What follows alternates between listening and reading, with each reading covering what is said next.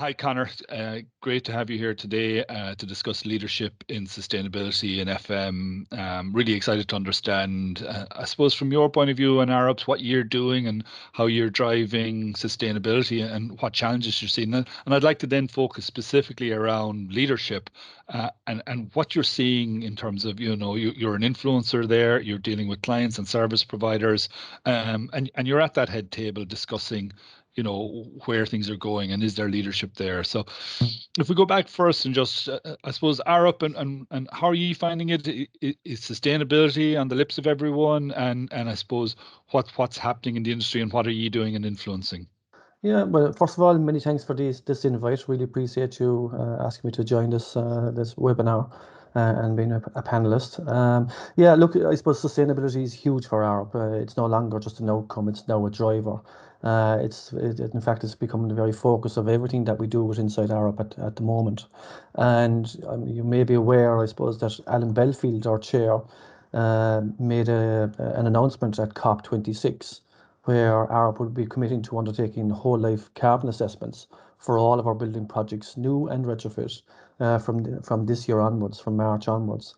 In addition to that, I suppose we're also focusing on the energy sector entirely on low carbon energy solutions, so building on well-established portfolios of the wind, solar and other projects like that.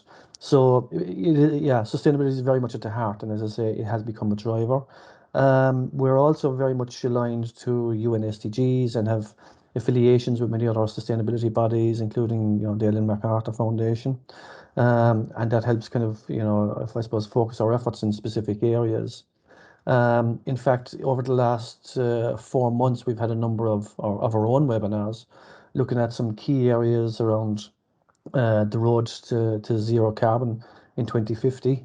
Particularly, I suppose, kind of our services start looking at sustainable finance, sustainability related disclosures, ESG benchmarks, other areas then related to climate risk, and the reporting associated with that. There's also various tools like CREM tools and others that help us to kind of understand and develop those solutions for clients. I suppose also around sustainability and ESG, we're looking at kind of mitigation targets. And I suppose when you look at property specifically, we're looking at the transition to a circular economy. I'll probably go into that a bit more detail shortly. The sustainable use and protection of water and marine resources, particularly. Climate change adaptation then would look at, how do we adapt the property portfolios for our clients to that climate change. There's also, of course, the usual, pollution prevention and control, minimizing, carbon and noise and others like that. And of course, there's also the protection and restoration of the biodiversity itself.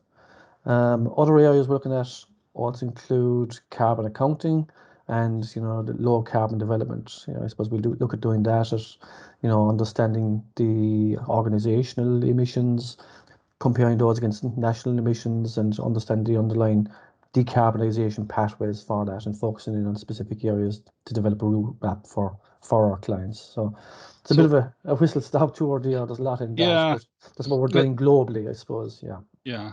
And again, I suppose from your experience, when this is transitioning from like they're all of the things you can do and offer. Well, when you're transitioning that into working with clients or working with service providers in terms of making it actually, I suppose, implementable policy into the industry, are you finding support on the ground, or are people stepping up into leadership and making decisions, or is there still a certain amount of people greenwashing that, saying, yeah, like put it into the document, but when we get to the decision making, we'll do what we always did? Or I suppose, are you seeing people step into that leadership and take on responsibility? I suppose from our public clients, certainly, I suppose, because they're mandated to do it, to actually be forced into that position. So it's a push, I suppose, in that instance. Certainly for the other clients, pure private clients, there's a strong corporate social responsibility, if you want to call that, around, considering and implementing sustainable solutions in everything that they do.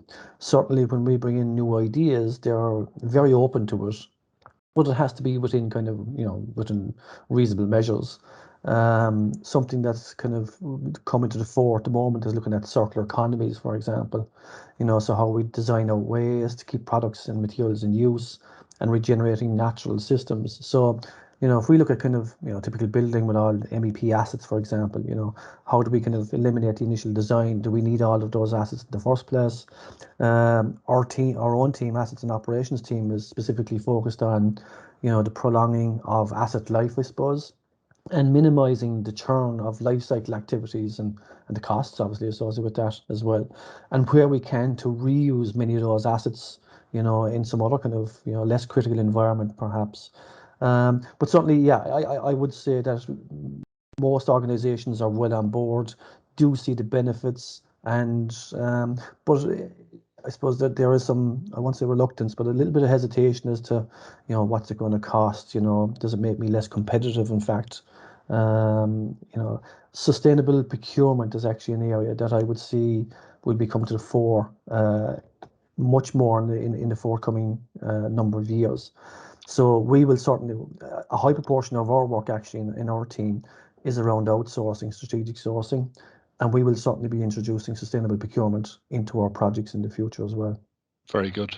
So again, I'm looking forward to having this discussion with the rest of the panelists. I think there's a lot to be there. Like I think that circular process where you're reusing and you're making sure that the life cycle assessment goes longer than just a single use.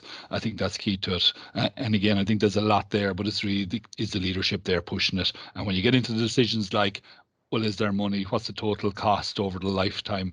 That's when leadership needs to step up. So thanks, Conor. Looking forward to seeing you on the 1st of February. Absolutely. Likewise. Thanks so much again. Talk to you soon. Stay safe.